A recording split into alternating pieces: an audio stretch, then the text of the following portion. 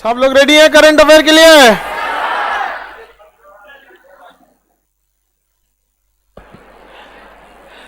चलिए बाबू, सब लोग ध्यान से देखेंगे अब करंट अफेयर की ओर। हाल ही में गूगल ने एआई संचालित चैटबॉट लॉन्च किया है। बार्ट, किसने लॉन्च किया है? बार्ट ने, बार्ट नाम से लॉन्च किया गया। देखिए, पूरी दुनिया में तबाही लाया था चैट जीपीटी। चलिए अब ध्यान से समझते हैं हम लोग। चैट जीपीटी जो एआई मतलब होता है आर्टिफिशियल इंटेलिजेंस। आर्टिफिशियल इंटेलिजेंस जो गूगल ने अभी लॉन्च किया उसका नाम है बार्ड। एक अलग ऑर्गेनाइजेशन ने चैट जीपीटी लॉन्च किया था। देखिए, सबसे बात क्या होता है कि ये चैट बॉट होते क्या है सब। देखिए, ये बॉट जो होता है ना, बॉट, चैट मतलब बात करना, बॉट मतलब अपने से बात करेगा आपसे, उसी को कहेंगे चैट बॉट। जैसे आप मेल कीजिएगा ना कहीं पे बिजनेस अकाउंट में, हेलो गूगल, तो उधर से रिप्लाई आएगा। आप किस नाम से मेल किए हैं, आपके नाम से कहेगा मेल। जैसे जगमोहन तुम मेल किए, तो ऐसे उधर से रिप्लाई आएगा, hello Jagmohan, how are you. आप पूछेंगे I am fine, what about you, I am also fine. अपने मन से दो चार गो रटा हुआ बतियाएगा, उसी को कहते हैं चैट बॉट। हम लोग भी उसका यूज करते हैं चैट बॉट का। पहले क्या ना, एप्लीकेशन पे बिना मतलब का फोन करता था सर, तो चैट बॉट में क्या कीजिए ना, उसको कितने सवालों के जवाब वो दे सकता है, फेमस से में जाओ अपने से दे देगा। जैसे बैच का टाइमिंग, तो उस पर जैसे लिखे टाइमिंग ऑफ बैच, तुरंत अपने से बता देगा। उसको पहले से फीड करना पड़ेगा। जो भी चीजें जितना आप उसको पहले से बताए रहेंगे उतने का ही जवाब देता था, उसी को कहेंगे चैटबॉट कहते हैं। उससे ससुरा चैट जीपीटी तनी 4 कदम आगे निकल गया। उससे अगर कुछ चीज पता कीजिएगा ना तो गूगला से पूछने लगेगा। गूगल जहां तहां से सर्वर और में से डाटा निकाल धड़ धड़ बता देगा। जैसे आप पूछ दिए कि बाबर के बारे में बताओ, तो कुछ एनसीईआरटी से निकाल लेगा, कुछ गूगल से निकाल लेगा, कुछ हमारे वेबसाइट से निकालेगा, पूरा ले आके भर के रख देगा, ले बाबर के बारे में पूरा ले आके भर देगा। चैट जीपीटी तो पूरी दुनिया में चैट जीपीटी तबाही मचाया था। हालांकि यूपीएससी की एग्जाम में फेल हो गया था। यूपीएससी एग्जाम में क्या हो गया? फेल हो गया चैट जीपीटी। तब उनको समझ में आता है, यूपीएससी के खिलवाड़ समझते थे। तो गूगल ने क्या किया? हाँ, बार्ड ने क्या चीज? बार्ड, चैट जीपीटी के तहत। अगला है इंटरनेशनल क्रिकेट में तीनों फॉर्मेट में 30 साल की उम्र के बाद डेब्यू करने वाले पहले भारतीय कौन है? सूर्य कुमार यादव। सूर्य कुमार यादव। क्रिकेट का आप लोग को अच्छा खासा नॉलेज होगा, क्रिकेट आप लोग देखते हैं। हम लोग बुढ़ा गए, अब क्रिकेट का जमाना चला गया। अगला क्वेश्चन, हाल ही में विदेश से यूपीआई से भुगतान की अनुमति देने वाला फोन पे किसने चालू किया है? फोन पे। देखिए, पूरी दुनिया में पेमेंट लेने वाले जो हैं वो यूपीआई बहुत फेमस हो गया पूरी दुनिया के लिए। ठीक है, यूनिफाइड पेमेंट इंटरफेस वाला जो गेटवे है आपका। अब इसे पूरी इंटरनेशनल पेमेंट तो ये ले सकता था यूपीआई। अब भारत का फिनटेक, जो भी फिनांस से रिलेटेड कंपनी रहती है उसे फिनटेक, एजुकेशन से एडटेक होती है सब, तो फिनटेक कंपनी फोन पे बनी जो इंटरनेशनल पेमेंट को भी अब क्या कर ले रही है? स्वीकार कर रही है, यूपीआई और यूपीआई के थ्रू फोन पे। तो आपका जो भी होता है, आप पेटीएम भी यूज कीजिए, उसमें भी यूपीआई रहता है कि नहीं रहता है? फोन पे यूज कीजिए, गूगल पे, सब में क्या रहता है? यूपीआई। अब इंटरनेशनल पेमेंट भी क्या हो जाएगा? इजी हो जाएगा। गवर्नमेंट का प्लान है कि जितना जल्दी जितना ज्यादा आपको ट्रांजैक्शन पे आदत लगाया जाए। ऑनलाइन ट्रांजैक्शन को ट्रैक करना इजी होता है और उस पर थोड़ा करप्शन के चांसेस कम रहते हैं। जो भी करप्शन होता है आप कभी नहीं देखेंगे कि कैश मतलब इसमें हो रहा है आपका ऑनलाइन। करप्शन किस में होता है? कैश में होता है। और यही देखा गया था 2000 के नोट में भी। 2000 के नोट में क्या होता है कि उसको जमा करना बड़ा इजी रहता था। एक झोला दो रख लीजिएगा तो करोड़ों रुपया हो जाएगा। लेकिन 500 में क्या है, थोड़ा सा ज्यादा रखना पड़ेगा। 500 की 4 गड्डी, उसके 1 गड्डी बराबर है कि नहीं? ऐसे जोड़ लीजिए, आपको 4 गुना बड़ा था। तो 2000 के नोट को रोका गया था। हालांकि हम जब 2021 बैच में इकोनॉमिक्स पढ़ा रहे थे ना, तो उसी समय भी हम बोले थे आपको कि इसमें बहुत जल्दी इसको बैन होगा। अब कौन वो वाला वीडियो काट के ले आया है, करा देखो सर बोले थे पहले ही, क्या बात है। अरे यार, किसी को पता था कि 2000 का नोट ज्यादा देर सक्सेस नहीं होगा। तो किसने लिया है? फोन पे। किसने? फोन पे ने। आगे देखे जाए, वित्त वर्ष 2021-22 में भारत को अब तक सर्वाधिक कितना आवक प्रेषक प्राप्त हुए हैं? देखिए, अरे इनवार्ड रिमिटेंट समझिए क्या होता है। हमारे यहाँ बहुत सारे लोग विदेशों में काम करते हैं, वो विदेशी अकाउंट से भारत के अकाउंट में पैसा भेजते हैं। और वो पैसे भारत में चले आते हैं। तो जब कभी फॉरेन बैंकों से भारत के बैंकों को कोई रिसीविंग होती है तो उसे इनवर्ड क्या कहते हैं, रिमिटेंट कहते हैं। और अगर भारत से पैसे बाहर चला गया तो आउटवर्ड कहेंगे, वहां पे अंदर आया तो इनवर्ड कहेंगे। तो वही पूछ रहा है कि इनवर्ड रिमिटेंट कितना आया था, आवक प्रेषक क्या था। आवक प्रेषक मतलब इनवर्ड रिमिटेड, और मतलब जो बाहर गया था, निष्कासित जो हुआ था, वो तो हम लोग का अगर विदेश में जाएगा तो आउटवर्ड होगा। तो जब भी आपसे अगर करंट अफेयर इकोनॉमिक्स से रिलेटेड जोड़ेगा ना तो नाच देगा आपको। अब वही सब आप लोग से क्या हो जाता है, छूट जाता है यहाँ पे। तो इस सब पे जो आंकड़ों पे थोड़ा ध्यान से रखिएगा यहाँ पे।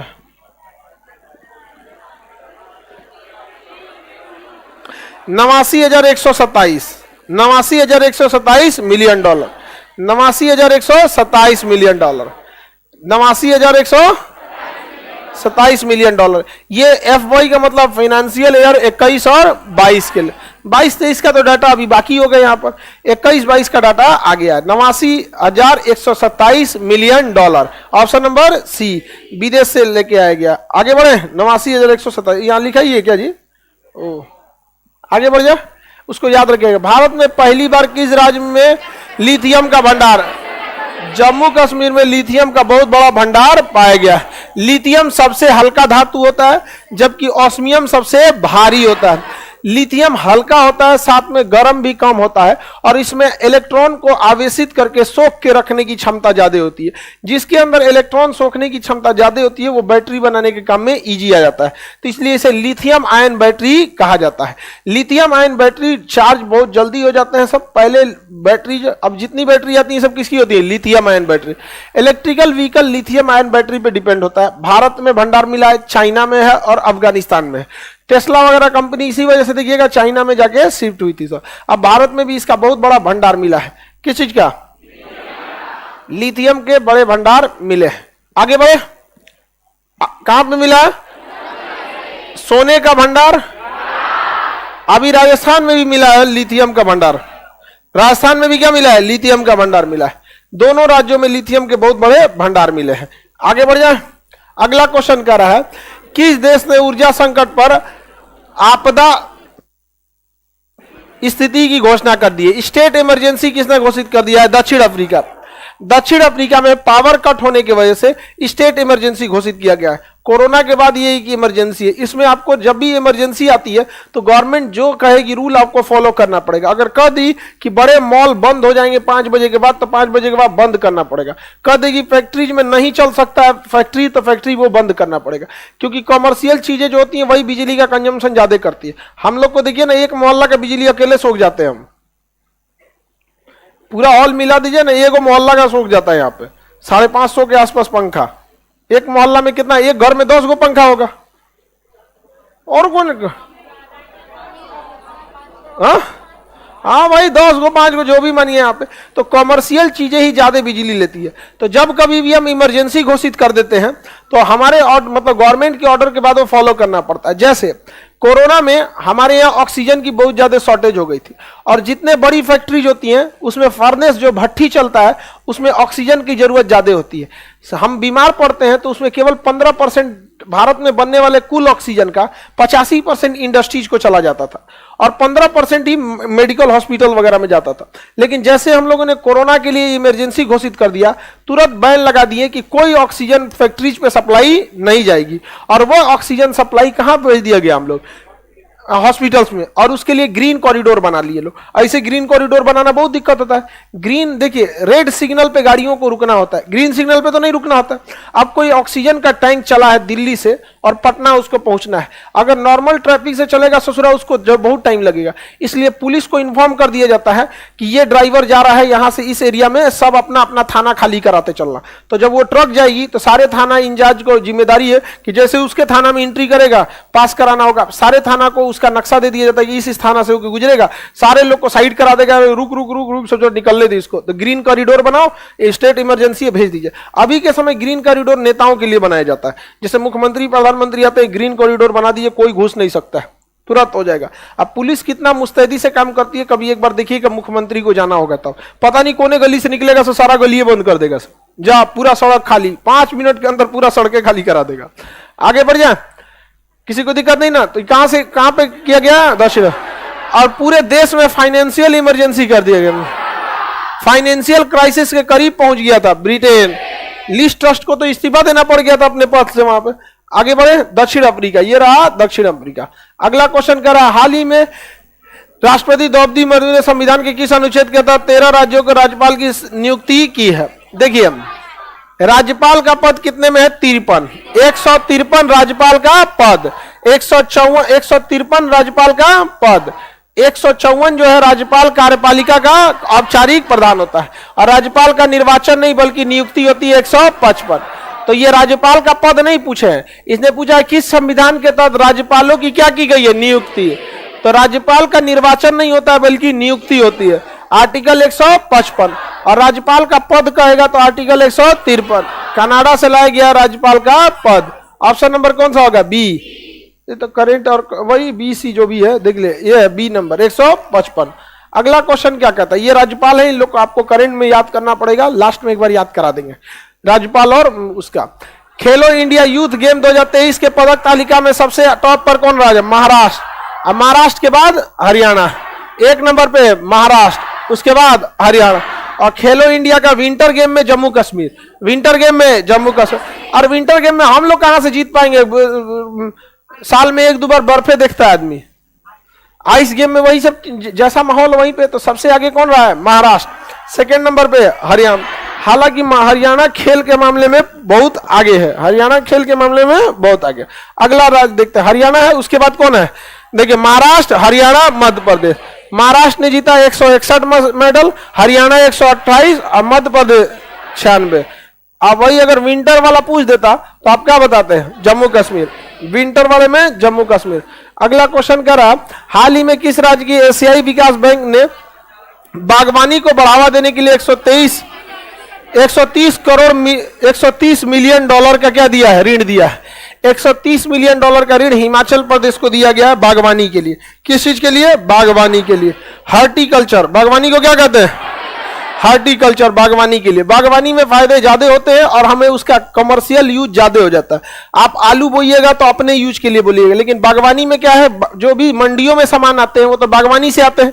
अब आप अपने खेत में एगो अमरूद का पेड़ लगा दीजिएगा, आपका पेट भरेगा, लेकिन बाजार में तो नहीं आ पाएगा।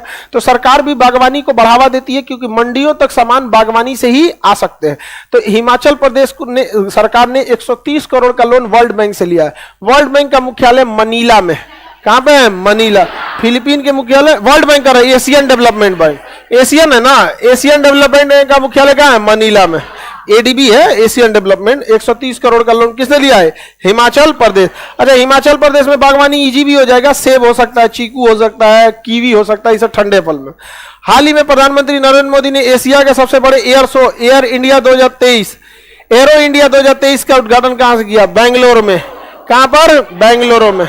बेंगलुरु में। इसका थीम याद रखिएगा, the runway to a billions opportunity. Runway to a billions, runway मतलब एक ऐसी उड़ान जो करोड़ों संभावना की उड़ान। अपॉर्चुनिटी मतलब संभावनाएं होती हैं, अवसर, मौका होता है।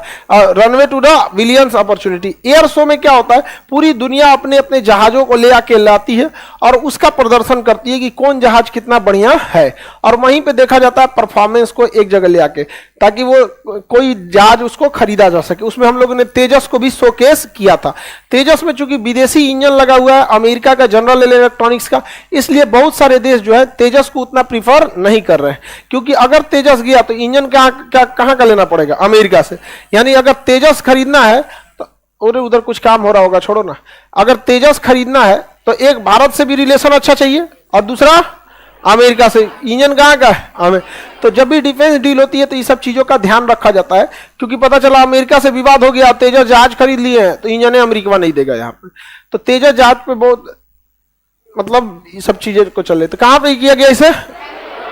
बेंगलुरु में, एयर शो में। पूरी दुनिया ने अपनी अपनी जहाजों को लेके आए थे सब।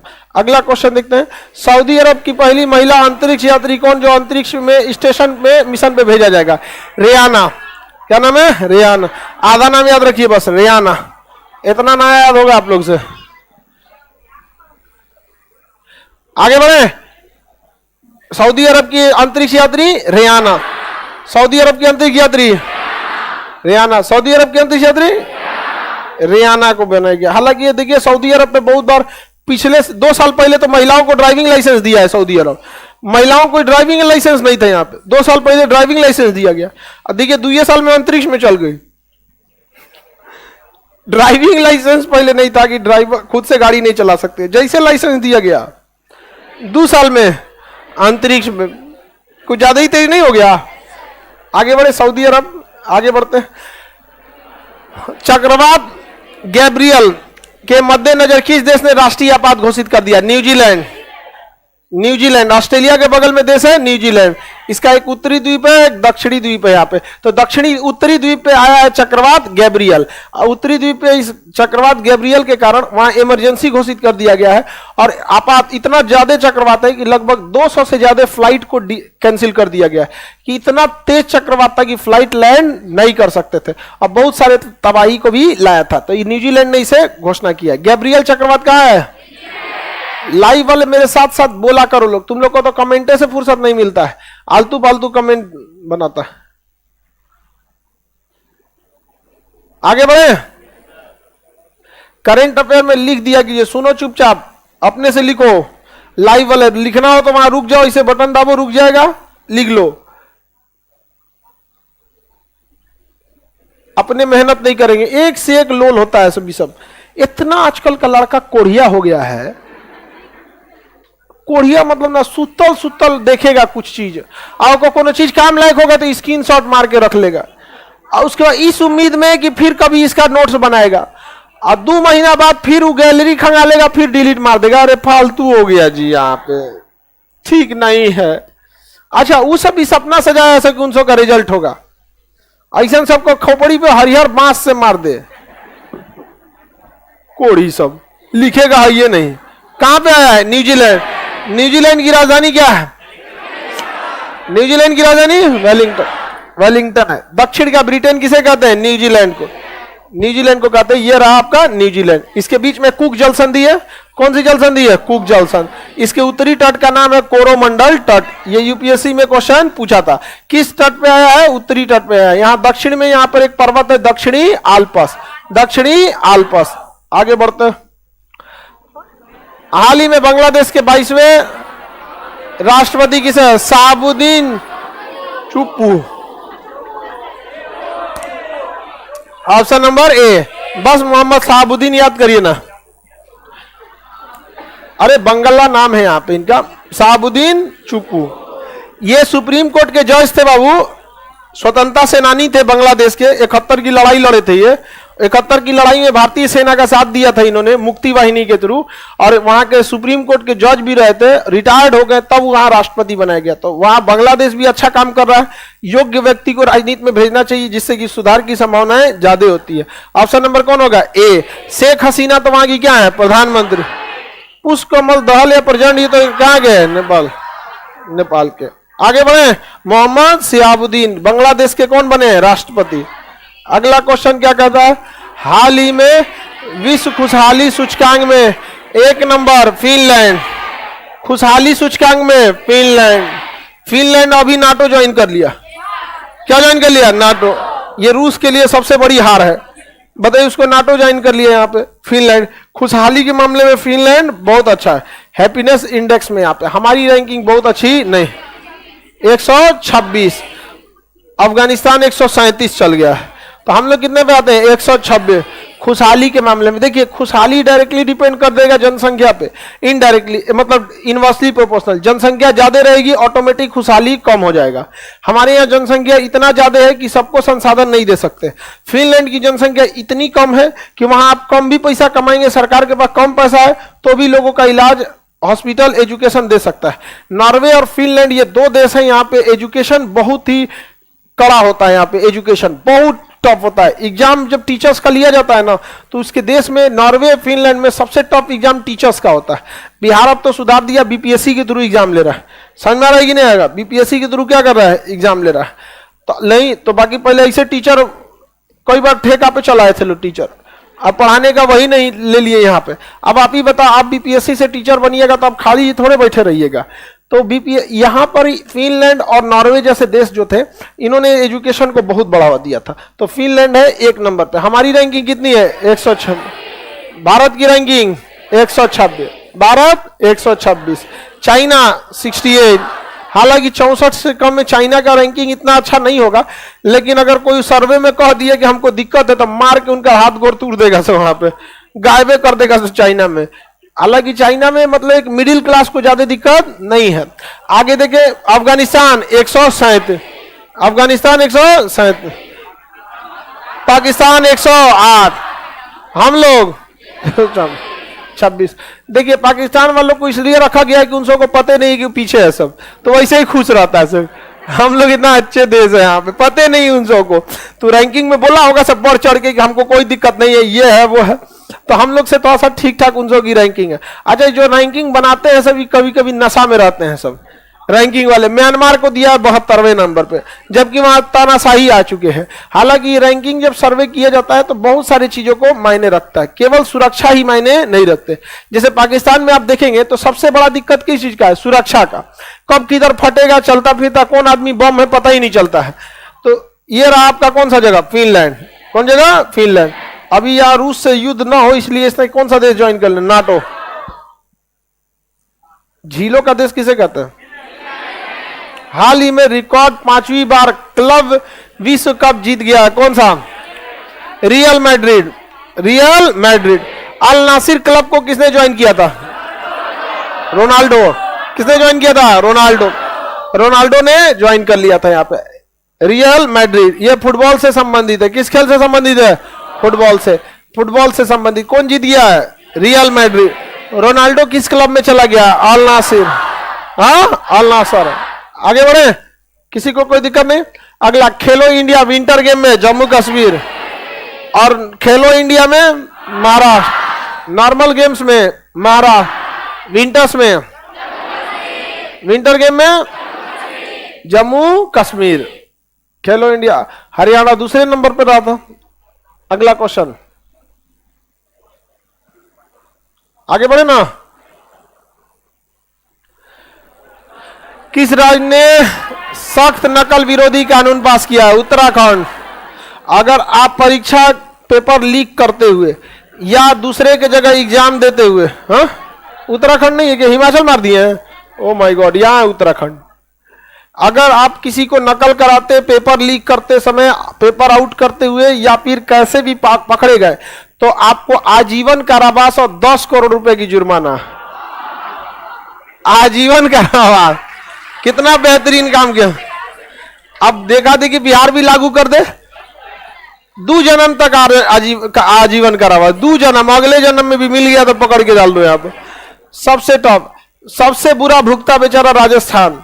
राजस्थान इंटरनेट तक बंद कर दिया था, इंटरनेट बंद करने के बावजूद पेपर लीक हो गया वहां।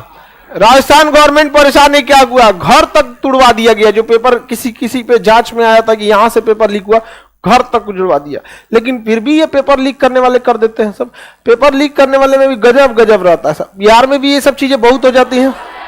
हाँ,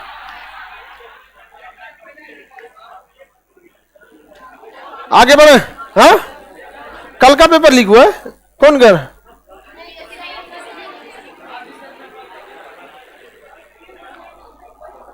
पेपर लीक करने में सेंटर से लापरवाही सबसे ज्यादा होती है।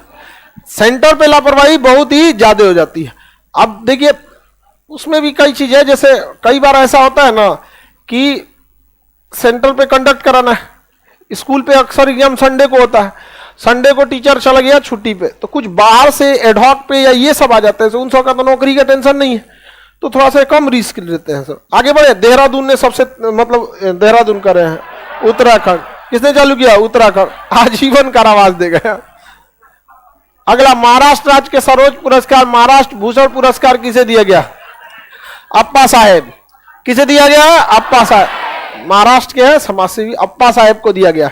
महाराष्ट्र का सर्वोच्च। महाराष्ट्र राज्य ने लोकपाल विधेयक को क्या किया है? पारित किया है। लोकपाल विधेयक को क्या किया? पारित किया। यूनेस्को शांति पुरस्कार 2023 किसे दिया गया?